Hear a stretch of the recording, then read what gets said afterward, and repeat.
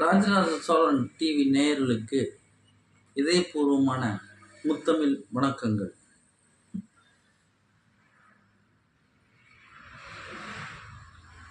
இந்த காணொளியில் நாம் காணப்போவது ராஜராஜ சோழன் அகோரியாக வாழ்ந்தார்.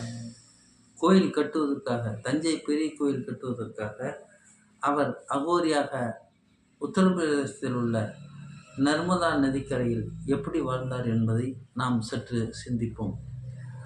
பொதுவாகவே கோயில் கட்டும்போது அகம விதிமுறைப்படி கோயில் கட்டுவார்கள்.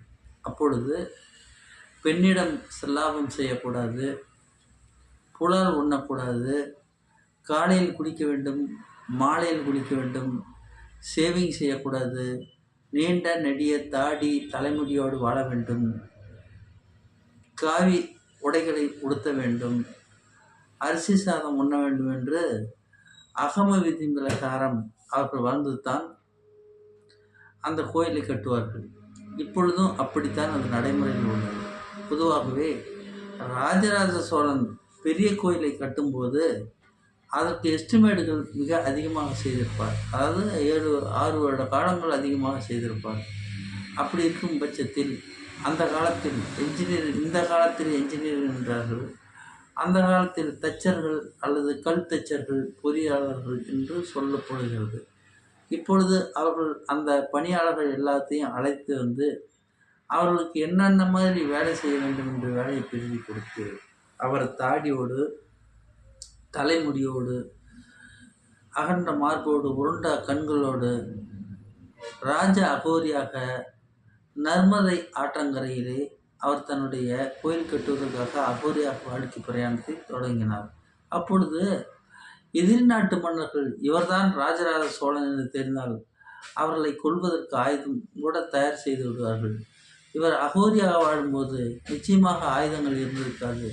இவர் தலைமுடியோடு, சமாதான உறவோடு, அன்போடு தான் வாழ்ந்திருப்பார். கையிலே ஆயுதங்கள் இருந்திருக்காது. அதனால் என்ன செய்தார்கள் என்றால், குந்தவை தன்னுடைய சகோதரன் வெளியுலகம் தெரியக்கூடாது என்பதற்காக அகோரியாக மாறி அவரை அருகிலே யாரும் நெருங்காத மாதிரி அகோரிகளோடு அகோரிகளாக படை வீரர்களும் ஆயுதங்களோடு வாழ்ந்தார்கள் என்பதுதான் நிதர்சனமான உண்மை. இந்த சூழ்நிலையில் அவர் அகோரியாக சுமார் 6 வருட காலங்கள், 8 வருட காலங்கள் அகோரியாக தவமிருந்து சங்கல்பம் செய்து கங்கை கரையிலேயே சிவபாத சேகரன் என்று தீட்சிதையும் வாங்கி கொண்டார். பின் நர்மதை நதிக்கரையிலும் அவர் அகோரியாக வாழ்ந்திருக்கிறார் என்று கல்வெட்டு ஆதாரங்கள் நமக்கு பறக்க சொல்கிறது. பேரரசர் திரு ராஜராஜ சோழன் கள்ளக்குறிச்சி மாவட்டத்தில் உள்ள திருக்கோவிலூரில் கிபி 27/10/1947 அன்றுதான் பிறந்தார். ராஜராஜ சோழன் முடிசூட்டிய நாள் கிபி 985 ஆடி மாதம் சனிக்கிழமையாகும்.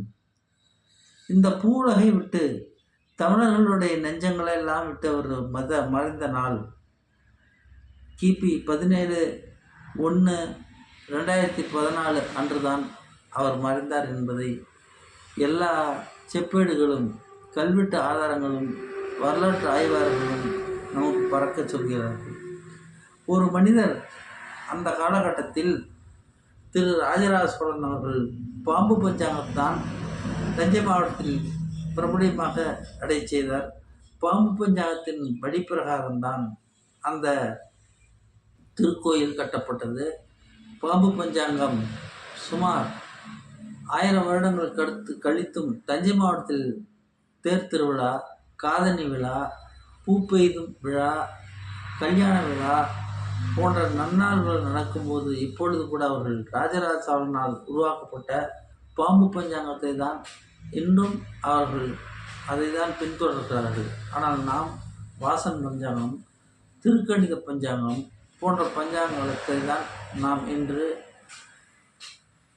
நடைமுறையில் வைத்து கொண்டிருக்கிறோம். சரி, இப்பொழுது விஷயத்திற்கு வருவோம். ஒரு மனிதர் 8 ஆண்டுகள் தவமான தவம் இருந்து இந்த கோயிலை அவர் கட்டியிருக்கிறார். அவர் தவறு இருக்கும்போது வடபுஜ மன்னர்கள் அவர்களை கொண்டிருந்தார்கள் கூட கேட்பாரற்று நாதியற்று போயிருக்கும்.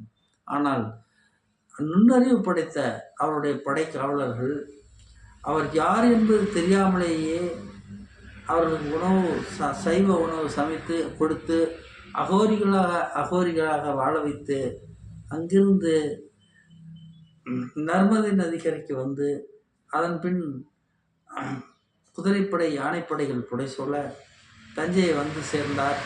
தஞ்சை பிரகதீஸ்வரர் கோயில் கட்டினார். தஞ்சை பிரகதீஸ்வரர் கோயில் மிக சிறப்பாக கட்டப்பட்டது என்பதை நாம் எல்லோரும் அறிவோம்.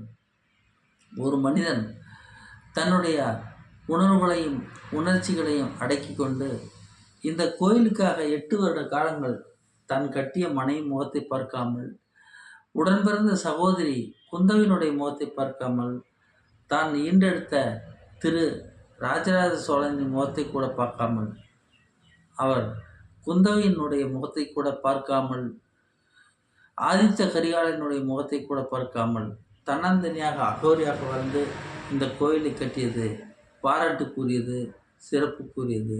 அவரை என்றும் வணங்குவோம். நாளைக்கு அவர் தமிழை எப்படி வளர்த்தார், தமிழ் ஏன் இன்று வரைக்கும் அழிய முடியவில்லை, எந்த மன்னர்களாலும் அழிக்க முடியவில்லை, தமிழுக்கு என்ன அவர் சிறப்பு அதிகாரங்கள் கொடுத்து வளர்த்தார் என்பதை நாளைய காணொளியில் நாம் இன்று விரிவாக சொல்லுகிறேன். நாளை பார்ப்போம். இந்த காணொளி உங்களுக்கு பிடித்திருந்தால் லைக் பண்ணுங்கள், ஷேர் பண்ணுங்கள், சப்ஸ்கிரைப் பண்ணுங்கள். நன்றி, வணக்கம்.